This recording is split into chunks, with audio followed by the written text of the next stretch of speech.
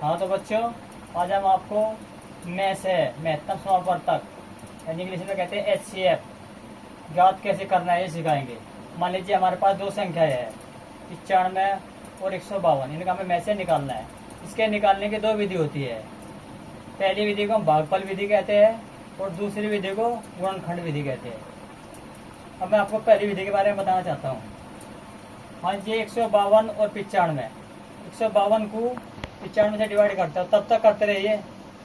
मान लीजिए कि 95 का 95, इसमें से घटाओ, कितने बच गए 57।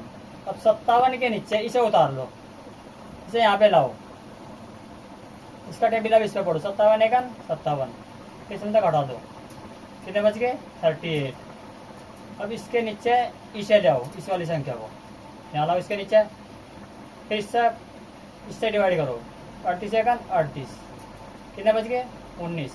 अब 19 के नीचे इसे लाओ, यहाँ पे ले आए। अब इसका टेबल इस पर पढ़ो, 19 दूनी 38। अब हमारे पास ये पूर्णतः कट चुका है, तो हमारा में से क्या हुआ, ये होगा 19, यानी हमारे जो में से निकला है महत्तम समापन तक HCF ये होगा 19।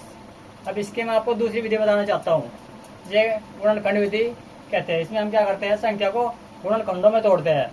मान लीजिए हमारे पास 95 है, अब 95 के मैं फैक्टर करने हैं। ये देखो, जब किस संख्या के अंत में 5 होता है ना, तो या तो 3 से कटेगी या 5 से कटेगी। अब ये 3 से तो कट नहीं सकता क्योंकि 5 से कटेगा। 5 लीजिए सबसे पहले, टेबल इस पे पढ़ो, ये 19 बार कटेगा। अब 19 हमारा 19 तक फिर दोबारा लिया, दोबारा से काटा तो 19 का 19। अब ये 1 आ चुका है, जब तक ये कहना है तब तक हम इसके फैक्टर करते रहते हैं।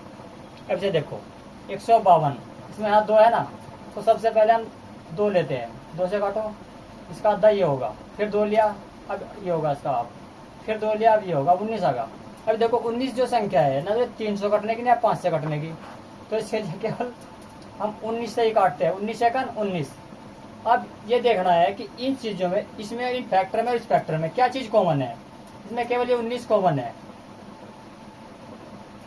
कि हाईएस्ट जो कॉमन फैक्टर है, जो सबसे बड़ी कॉमन संख्या है वो केवल 19 है।